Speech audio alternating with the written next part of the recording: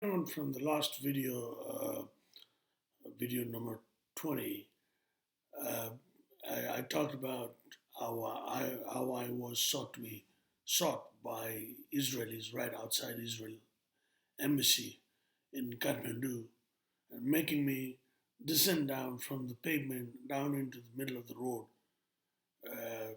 That's just straight out of that movie, seeing the pianist when there's the character of Adrian Brody's father is yelled at by a Nazi soldier to not walk on the pavement and walk on the street. I mean, it's the same scenario. And Jews in Warsaw Ghetto during Nazi occupation. So that means, obviously, Israelis also made use of the tiny little captive prostitute, and then they raped her too in Kathmandu to be, to have been inspired to shoot me in the middle of the street like that, and well arranged with Nepal security apparatus too. There was a unmarked but blue, I mean, very identifiable ubiquitous Nepali police van right across the street. So obviously that means, I mean, I know the girl has been taken around. When I was facing really tough time in London, staying in hotel lobby and bouncing here and there between Heathrow Airport, departure lounge, and everywhere. Nepali prostitutes would come and take my picture with much smile and glee. So I have a feeling the girl would have been brought here too. I mean, the kind of people, as I write in the Twitter thread, what is the interest of this this recently arrived immigrant looking, I mean, apparently the abortion immigrants, this person named Sugar, Lord Sugar, and he himself looks like just off the boat refugee. I mean, he is, I mean, as a ancient Middle Eastern originated permanent refugee immigrant. That's hence the special, I mean, identification, Jewish, originating in Middle East. So I know. So similarly, I think like all intelligence agencies, Israeli intelligence agency must have made good use of the good use, I mean, quote unquote, of the little captive girl, because just like in Twitter thread I pointed out, um, I have had a CIA handle appear in my who to follows uh, connect suggestion, uh, that category, that timeline a couple of times. I mean, actually a lot. Right when I said, everything is out and I will prevail no matter what. When I put it stridently, especially addressing to Secretary Blinken and National Security Advisor Jake Sullivan, it has appeared. Similarly, Mossad is, but not a lot. I mean, them being extra pro, I guess, just like quick couple of times. So anyway, I put in Twitter, uh, global empire, global order, liberal order, free democracy, advanced, developed, civilized society system, AUKUS, allied India, Israel too will be added. I mean, obviously, they're starting with their embassy in Kathmandu, and hence what I experienced in Sydney. I mean, that was first visible, but obviously they were all, other Jewish person, you know. I mean, I had a situation when I was on a bench by a beach, Mandy Beach, um, having ice cream, and uh, uh, a family claiming to be Russian came to sit with me, and I think I'm pretty much sure they were Jewish. And while my picture was being taken by this, I mean, their case was later published with their portraits, facial portraits in newspaper, Australian Financial Reviews. I mean, two believer boys, heavily bearded believer boys, taking my picture from uh, front and back. So, so again, you know, Israeli intelligence agency, pretty much into it as well. So in the rape capture, state capture, and also obviously as I talked about, Nepal Royal Massacre 2001, hence, you know, seeking to shoot me right inside my home and later also on the street. Now, aside from this issue, I've on the last videos I've also talked about, you know, this Devraj Dal, long-term intelligence asset, uh, chosen war of his masters, Devraj Dal of Friedrich Stiftung. I mean, obviously cover, and obviously American and Indian asset, Intel asset. He told me this communist leader Madan Bhandari also murdered by America and India. I mean, that's what he told me. You know, any rising bright star in Nepali firmament, if he or she cannot be bought, will be murdered by India and America. That's what he said. I mean, it works. I don't know how that manifests and works, but I mean, it appears so. I have a anecdotal, I mean, experience as well. I mean, uh, that I will, I mean, Indian ambassador conferring with an American person in a restaurant right beside me. I mean, appearing to come check on me. Sometimes in 2009 as well. I mean, 2008, I think. Early 2008, must be early 2008. Uh, or middle of 2007 even. Could be middle of 2007. I don't know. I mean, I mean, when I talk about that incident, then I'll revisit it in Kathmandu. So anyway, Madan Bhandari murdered. That's what he said, murdered, and that's what he had. I mean, he said he was murdered, and then he said, you know, any Nepali rising superstar, Nepali rising star, Nepali firmament would be murdered by India and America. So because I was going so much to his office and through his network, I got to know few people. I started getting invited to many programs organized by him. And obviously, he's a royalist. I mean, he had been royalist uh, for a long time, and obviously, uh, you know, within the loop of this intelligence system.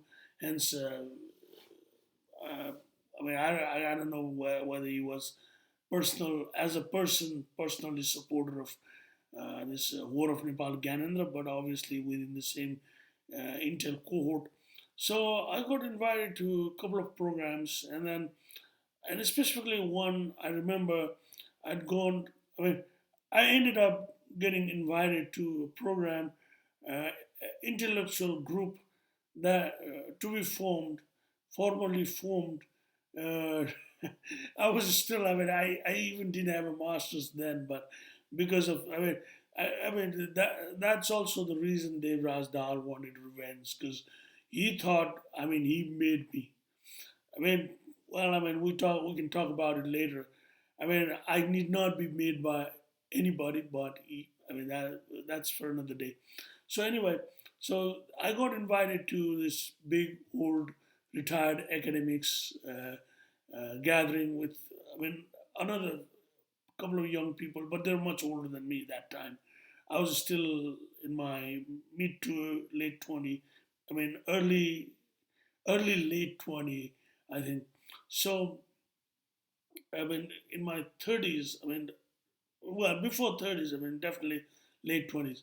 So, uh, it was a group to be organized under the leadership of former Foreign Minister of Nepal, Sailendra Kumar Upadhyay, and his brother, Deputy Mahesh Kumar Upadhyay, and few royalists, and and at that meeting, I mean, well, I mean, on the sideline, I mean, these things would come up, and well, I mean, as with Royal Massacre, Madan Bhandari murder is very mysterious. I mean, it's still unsolved mystery in Nepali firmament.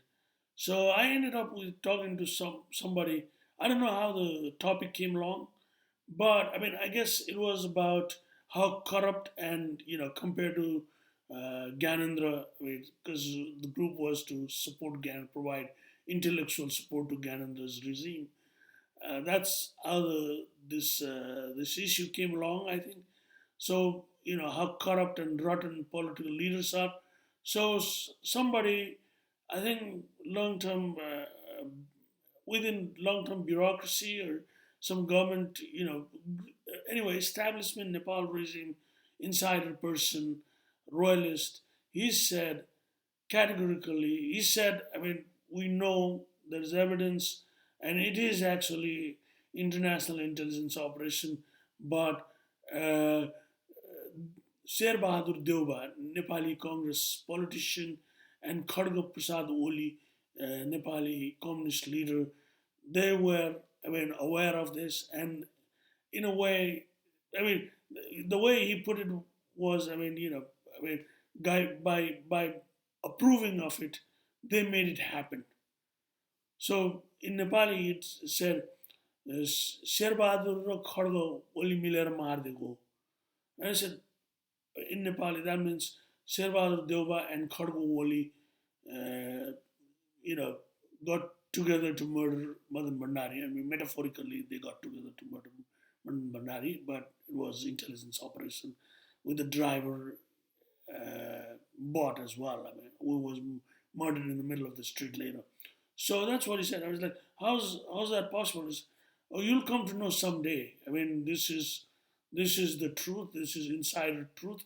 But they did murder Madan Bhandari, Sirvad Deva and Khadgoli, because they are both intel asset of foreign intelligence agencies. That's what he said.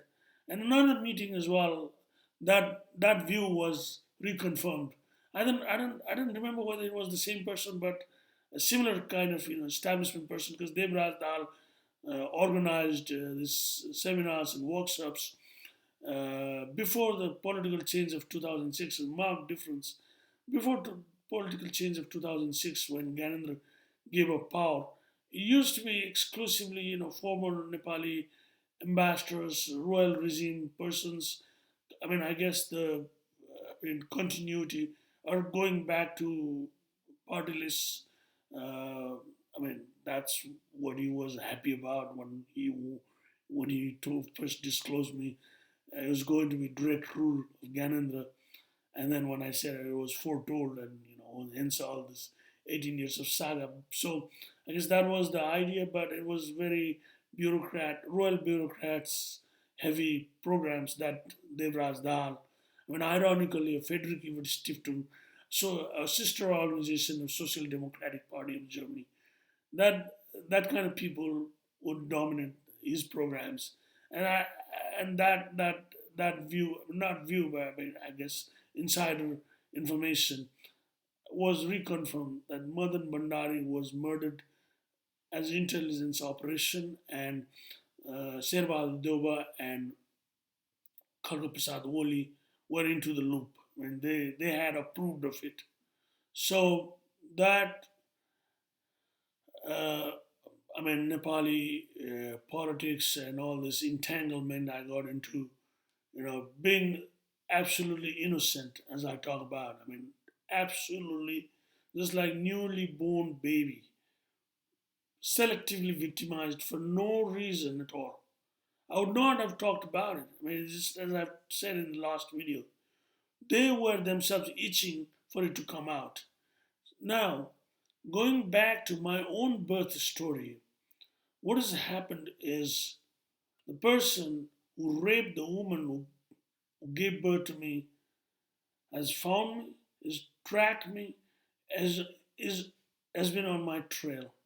So this Indian, I mean Bihari, I mean, he looked, when actually, uh, since they were telling me I was Kshatriya, So, I mean, he looked like higher caste Kshatriya, a very well built, um, and fine face, and older. I mean, I don't know.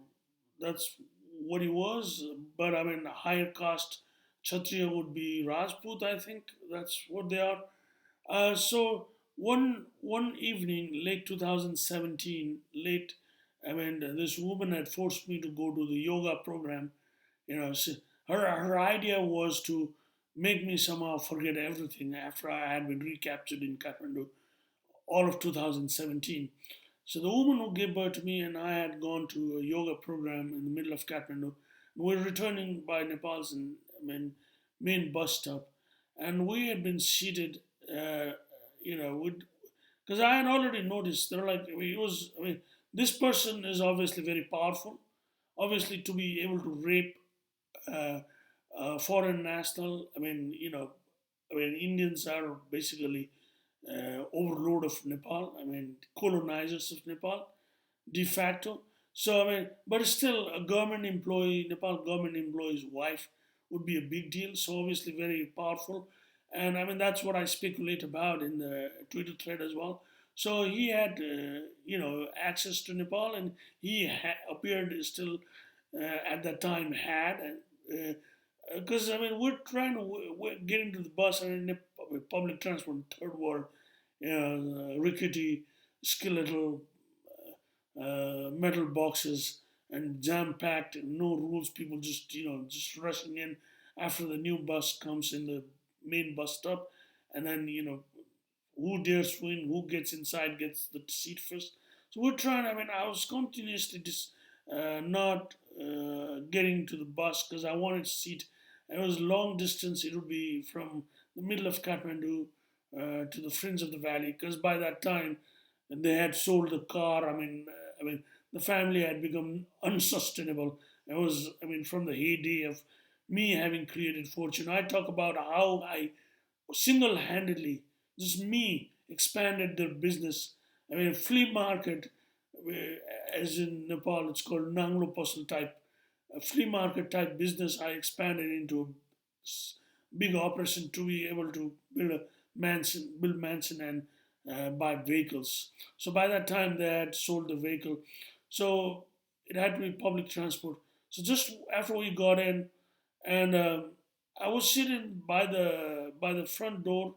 I mean, middle door. I mean, only door of the vehicle. That's how they work. And for the passengers. So and then the woman who gave birth to me sat beside me, and apparently a blind person came with the walking stick. But he didn't look blind. But anyway, I mean, you give seat to such, person with disabilities. So, I mean, they don't do that in Nepal. But I thought, I mean, he had come in just before the bus started, right, right where I was seated. So I stood up and went back. And it was very nice. I think, as I say in Nepal now, we used to say Madise, but now Madesi. Girl or Indian, I mean, Indian having grown up in Nepal would become very fluent in Nepali as well. She wanted to stood up for me because, I mean, very nice. I don't know, it was all arranged like that because there were some people not getting in the bus as we wouldn't get into the bus after the bus would be like, literally surrounded by masses of people rushing in. So, as I was saying, I was continuously not getting into the bus uh, to be able to get into a bus first so that we will have seat. I mean, we wouldn't have to stand up all the way to this fringe of the valley, long distance from like around 10 kilometers or something. So, so I stood up, and then the girl wanted to stand up for me, and I said, "You don't need to." But I mean, there are like some people also wouldn't follow, get into the bus if we didn't get into the bus. So they only got into the bus after we. So they appeared. I mean, Nepal Int'L type. I don't know. So this guy uh, glasses wearing, very thick glasses wearing, tall, rectangular face. I mean, distinct looking. I mean, striking to be honest.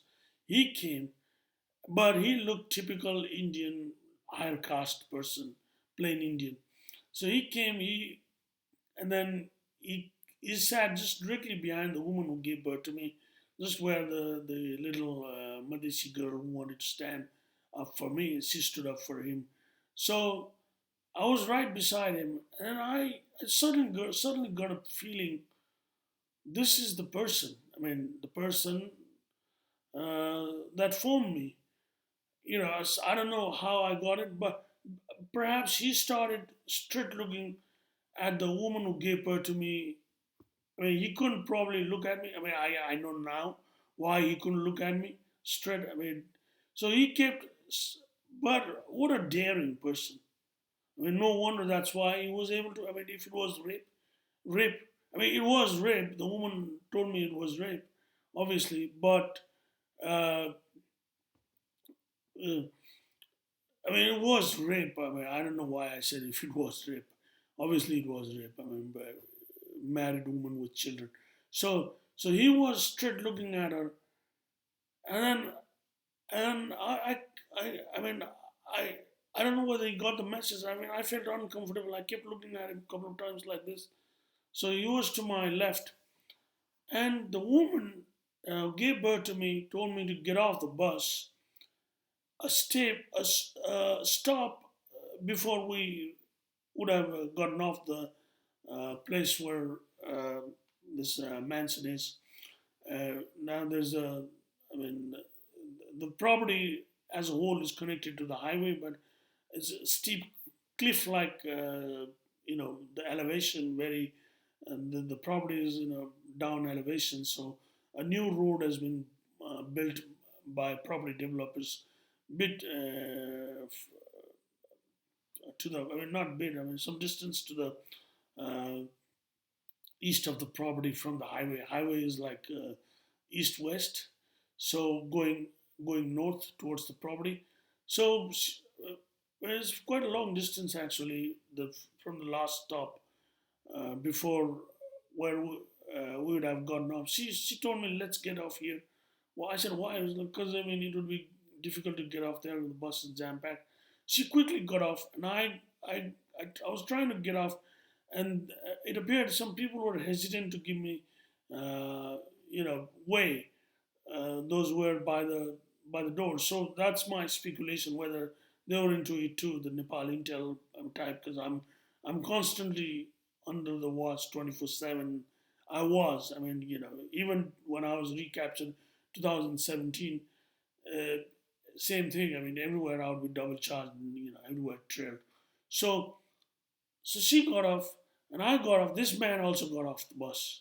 I mean, almost like following. So a woman rushed out of the, I mean, went behind the bus. So it's a left-hand drive. So to the right, coming from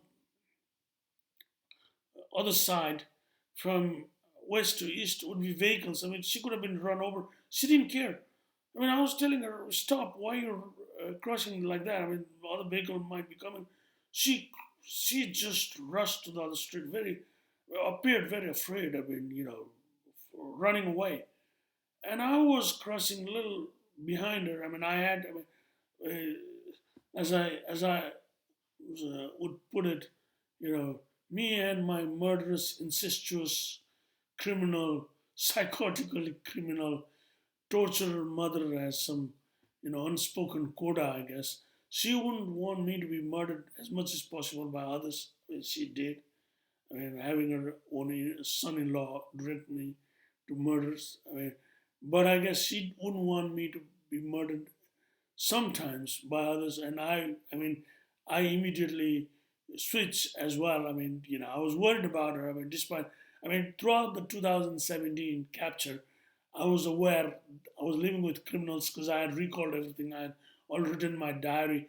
I had been left with no option but to go back to Nepal from Sydney to literally escape. I mean, murder after willing to be compromised, willing to be locked up, as I've written in Twitter thread, conceding, which I'm never going to do that again. So, I was back to the den of hissing and coiling venomous snakes and all criminal family, but I was surviving through to get out because I had no option. I had intended to stay with his maternal, I mean, I say maternal uncle, because he was the only person who never made me feel I was unwanted child. Very loving, but he had limitations. We'll talk about it. Smooth Pyakurel. He would never let me know I was the bastard, product of rape by an Indian. So for family compulsion, he had to hand me over to his sister anyway. So I understand that.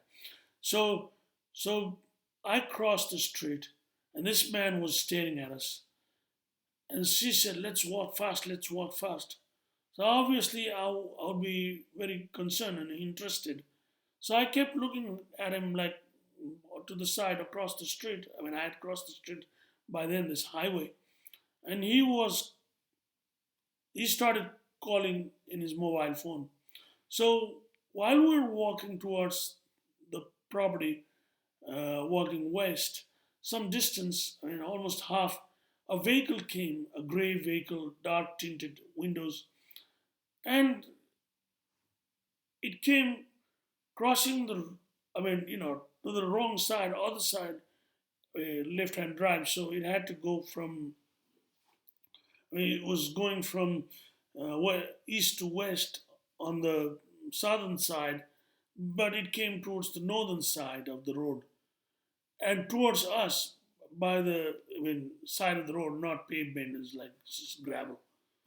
So very close by, and I looked back, and I was wondering, whether these guys were going to take on me.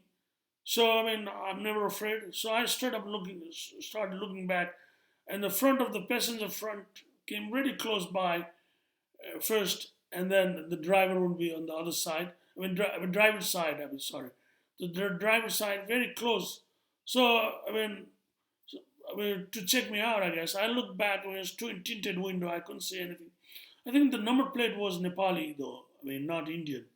Nepali red private vehicle designate number plate. So very close by, and then on the back was a sliding door. So I was wondering whether they're trying to haul us in or haul me in. So I was very alert, and I started looking straight back like that, you know, very ready. I wouldn't act because it's never a good idea to make people. Uh, uh, I mean, make it appear that you're afraid. And I give credence to this incredibly strong woman. She's criminal but very strong. She never let any emotion out. She had already known that was the rapist. So, but she wanted to just straight walk fast. I had already known what had happened. I couldn't talk about it. They would have murdered me. I mean, here I was. You know, I'm sure I was sought to be taken into the vehicle or something because you wouldn't come like that daringly with this Indian rapist inside, and he had brought in his people, obviously. So my speculation is this is, as I've written in Twitter thread, very powerful Indian intelligence person, perhaps. Um, so he, I looked back and the vehicle went ahead. So it parked some distance ahead on the side of the road to the southern side. So I was aware. I had already become aware. As I said, I had a feeling this must be the person. The woman had fled. So, so, and again, the best option is, if it was a normal situation, if if the woman who had given birth to me had been my mother, she was never my mother. The criminal who wanted to murder me always. So if she had been a mother and then I had been raised normal, if somebody had come like that, I would have called, two two brother-in-laws. I mean, they're not brother-in-laws; they're criminals themselves. The two non-manly men, the street urchin, and that's why they are the way they are. As I've written in Twitter thread, married to the two daughters of the woman who gave birth to me. I would have called them, come with the vehicle. One of them still has a vehicle, and then take on these guys. But I can't. I mean, the minute I would let them know that I know I've already understood what has happened. This is the rapist coming to reconfirm. Obviously, he has access. I had sent. Uh, I mean, as I've written in Twitter, my diaries would be titled "Who Am I to Be Tortured Like This?" Part one, two, three, four. I think it went up to six. To Nepal journalists. I mean, at that time I had, I mean, not brought out this rape capture, state capture, obviously. So I sent it to Nepal journalists to, to spread around. I mean, I had to create a news, and I was such a tortured, uh, unwanted child in Nepal. If obviously they would not publish. So the Indian Intel would have obviously gotten hand of it, and then they would have identified who the rapist was. So he had access, he had everything. And then a woman who gave birth to me would, I mean, she's very smart, by the way. I mean, you have to be very as smart to be such a stoic, stern criminal when you're unaffected, very sociopath. So, so the vehicle waited, and then I looked at it, and then I both of us, I mean, unspoken coda with my murderous mother, I suppose. So we walked on.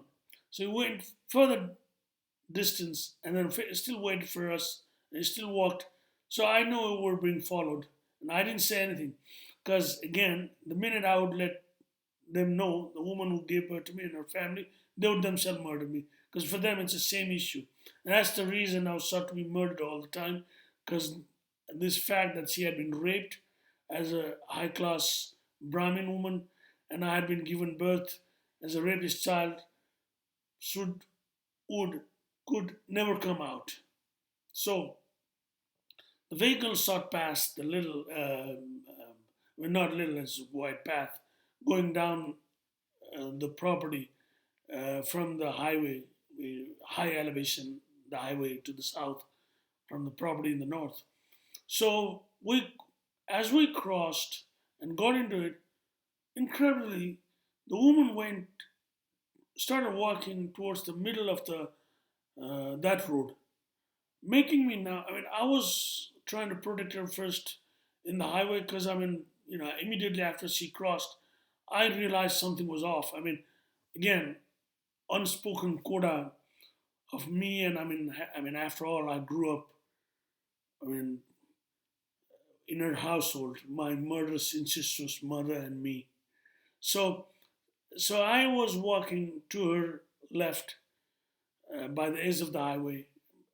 Now she went to the middle, and I was a little behind her. She was, and I realized she didn't want me to be taken away or run over. I guess again the same issue.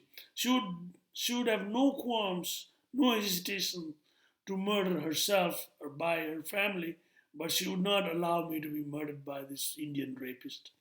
So the vehicle came and it nearly ran her over. I mean, nearly sideswiped her.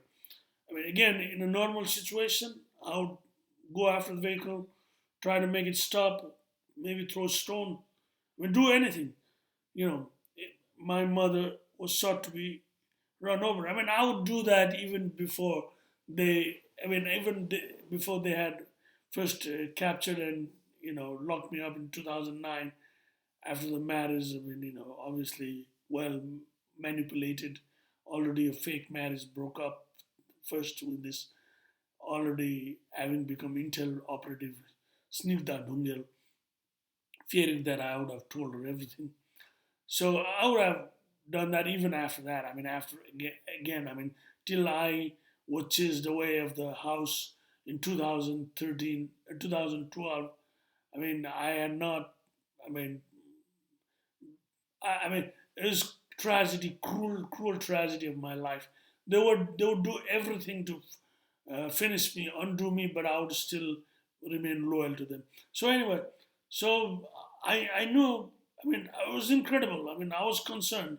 I mean, also on my side, I wouldn't want the woman to be run over like that in the middle of the street because the blame would be squarely put on me for that reason.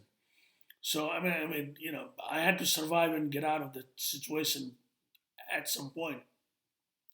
So it went down, and it turned around and waited by the corner, and now the property is the front side. It was front side, now it has become back side because the property is expanded to all the way to the highway. Also because of this, two daughters were brought property. I mean, they had some contribution, but it was all my doing anyway. So so there's a road running east to west, immediately to the north of the property where the main gate of the property is, and then this road going from south to north from the highway connects to that road some distance from the east of the property. So this vehicle turned around. It was like, I think, SUV, um, and then an angle as if it was waiting for us as we. So it knew where we would go as we would then come to the intersection, and then the woman who gave birth to me, and then turn left to go west towards the property. So again, incredibly, the woman who gave birth to me made a wide loop in a circle, kind of, turning, going towards the vehicle parked directly in front of me. So, again, so that I would not be crushed. And she knew the Indian rapist would murder me. And obviously, he tried to come to get me because the vehicle had already come as close, and then I had looked back, and they had gotten the message that I would not be taken in just like that. So, so I followed her. I mean, and then as she was crossing I don't know whether it. I mean, it was just a scare tactic. It appeared to accelerate a little bit. So I looked back at the vehicle very sternly to my right, like that, and stopped. So it appeared the woman was sought to be crushed now, and then after the woman was crushed, probably get me. So I went, and again, later on they would have discussions just before, uh, you know, my escape back to Australia in January, late January 2018. It was a bargain. I'll cover it later. I mean, I had told them I had to go no matter what to bring the money that I had sent back to Nepal, and that's the only reason because the bank access was blocked, and it was Int'L operation as well. I mean, I'll talk about it. I let the prostitute know. I'd say send all my remaining money to Australia, and then immediately after that, my bank access was blocked. So I had to appear in person to have the access to money. So that's what I told them, and finally, I mean, even after that, they tried to stop me. So, so I couldn't tell anything. So I'd already known. So we walked towards the property. We went inside. The woman rushed inside, and I followed her, and the vehicle came towards us. And I looked back, so it slowed down. As I was getting inside the gate, the woman told me to quickly lock the door. And she should have known that I would have known what had happened because, I mean, again, I grew up as her son. I mean, that's hence the enormous torture because she was always afraid that I would let all these things out. So as I got inside and I locked the door, the vehicle passed by very slowly. That was the first time I'd come face to face with this rapist. So, and then, I mean, this factor also factored in. I mean, this fact that the Indian rapist had come. I mean, he obviously has access. I mean, a powerful person to be able to rape a foreign government's employee's wife while the person was in government service in that country itself. But then again, Nepal is de facto India's colony. So this fact that this Indian rapist has found out and he would murder me, and if he murdered me, would not be a good idea for their own same sake, because they had maintained this lie all through the life that I was the youngest child of the woman who gave birth to me from her husband. So that was the reason also they allowed me to leave for Australia. So the Indian rapist inadvertently made it possible for me to actually leave and eventually escape. So eventually escape.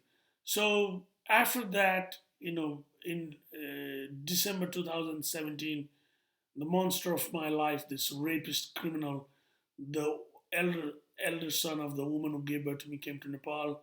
I took him to the terrace. I asked him who I was, because you used to always torture me, saying, you're nobody to us only because of our father. You're having to be raised by us. So, and then he created a big, drama out of it, having his wife and daughter take on me and the entire family. So after that, it was very urgent for me to get out, because now it was even more urgent that I had to get out. So after that, I started bargaining that to bring back my money from Australia, I had to go no matter what. And then this thing factored in. But before that, after the woman who gave birth to me and her husband okayed me leaving, the daughter uh, opposed it, and they had a meeting, and I happened to be in their house. So that I had gone to, I think, get the key of the house. And they're talking about it, and the woman and the daughters were asking the woman, does she know about it? Meaning this rapist has already identified the property, and then where I live, and then he'd come to, uh, you know, he'd followed us. He'd come to murder me. Actually, I'm no doubt about it. The way they had come. So, but then from the following day, they obviously did the research, and then still the woman who gave birth to me, her brothers, so-called human right activists, defenders of Nepal. So obviously they had to back off a bit, and then also the the elder son of the woman who gave birth to me works for the UNESCO, UN. High position now. Nobody in the UN hierarchy. Even General Secretary is nobody. It's a big, powerful country's power play, but still, they had to be restrained. So obviously, they didn't take on me then. So they were talking this daughters and mother, and then the mother was asked whether I know about it. She said no, I didn't. I didn't come to know about it. Obviously, she thought that way, but I'm surprised why she would think that way, because I would have. Obviously, I mean, always the feeling was I would know things, hence, trying to always seek to murder me, torture me, enormously. So, and they were saying that I would definitely be murdered now. But how cruel! Again, this eldest daughter, the most cruelest of all, it turned out to be, and who was raped, and about whose rape that I had anguished and vowed vengeance, actually. So, even after clearly saying that I would be murdered, the eldest daughter was trying to stop me from going. Because for her, it didn't matter that I would be shot to be murdered by this Indian now. So now, later on, I went to Australia, and then I came to UK to write my book, because I couldn't continue on PhD in Australia, various reasons. I mean, also I had to let my story out first. I couldn't stay in Australia. Already such a big Int'L op already done, and for me, faithfully, it was the place that created me. This island, UK, its former self, its former empire. I mean, its imperial self creating border, solely responsible. Otherwise, that Indian would have not dared to rape the woman who gave birth to me. As I have much talked about in the Twitter thread. So, being as it is, the Bihari themselves on receiving end, I mean, of enormous inter-Indian racism within India.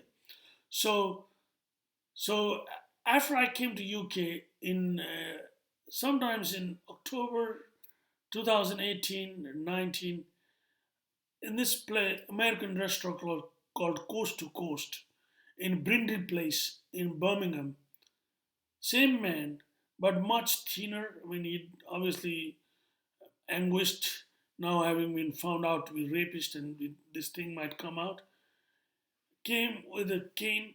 He, he stared at me from the corner first, kept looking at me, and then came in and he had a very heavy set, tough guy, I mean, pimp thug type, stubble, grey stubble, in Hawaiian shirt, half sleeve shirt in the middle of the winter. I mean, so it must be North American. This is an Arctic, cold, acclimatized person. So, and then to his side, and then behind him was a younger person. So he had come with his criminal type cohort, a gang. As they came towards me, I mean, probably the Indian thought I would not identify me, or he thought the woman would have told me everything, and then I had known about him, but I pretended I didn't know. So he came towards me. I grabbed the knife and the fork that I had on my table. I thought about taking his picture, but I thought that was not a good idea. Obviously, this person has access and power to be able to come to UK just like that. I mean, a person of deep reach, to have known what I was eating in UK, in a restaurant, in the middle of the day. So this guy is obviously, I mean, what a fate.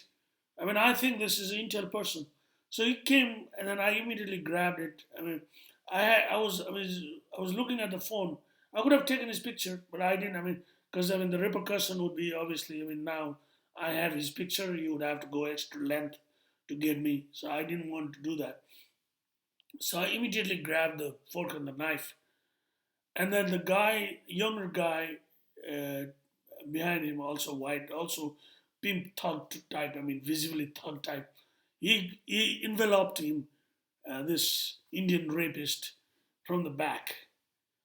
Right, he crossed. I mean, he walked right beside me, and in the restaurant, just immediately earlier, uh, older, pimps, degenerate, retired pimp, degenerate type. As I said, they're still on the recon duty, scouting, reconning. So that came with. I mean, they appear as family. Younger girls, captive girls, to eat on my money. I was charged the price of the steak. I had gone for a steak. I mean, total would be 30, 35. I was charged 90. I think even 100. Yeah, it was common to overcharge me. So the Indian was separate from this pimp, pimp cohort who would come to eat on my money. I mean, again, it's part of the Intel continuum.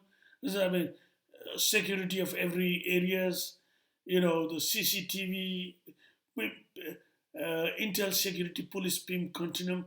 I'm constantly on watch 24/7, and then they're informed. The restaurant is informed. There are people coming to eat on my money. I would be overcharged, and they would be given the food. Everything well arranged. Criminal mafioso state. And they talk about democracy and human rights in third world. I mean, to be fair, only on surface. Underneath, as Andrew McCoss brought Nepal Intel. I mean, he could commandeer Nepal Intel on his will. So the MI6 station boy in Nepal. So So this guy went down towards the dining hall and then came up again to sit on the other side. There's a bit of separation in the middle, directly on the other side of me, and was still looking at me and then pointing to me. They were talking, and the tough guy started look at me. So when I looked back, they sent the younger guy to stand in the bottom to go to the other side, lest I would go after him. So motherfucker, I mean literally motherfucker in my case. So he's afraid of me that I would take on him, and he is there to take on me. He brings his thug criminals, but he doesn't come to talk to me. So that was 2018. I mean, and after that, I mean, this had to be all connected. I mean, also that's the reason I was sought to be constantly gotten. I think, this is Int'L person, obviously, to have that kind of access. So, but then I've started writing in my Twitter thread about, I'm Indian by default. I mean, obviously, that's the reason I was enormously tortured and abused, and I've in tweeters I have written about. I mean, on India's favor as a country, not as these criminals, not the establishment rapists. So obviously, I mean, now the idea is to woo me. So I think this year, just few months ago, I think, not long ago, this Indian rapist, the person who created me, motherfucker, couldn't ejaculate outside the woman after raping, had to humiliate her to ejaculate inside to create me. I was just a discarded ejaculation. Now he wants to talk to me. He came right outside the Govan Cross, right outside the Great Sandwich one morning, right after I had a sandwich and I was using the mobile, and kept staring at me. And I turned back towards my left, and I had not noticed I was using the phone.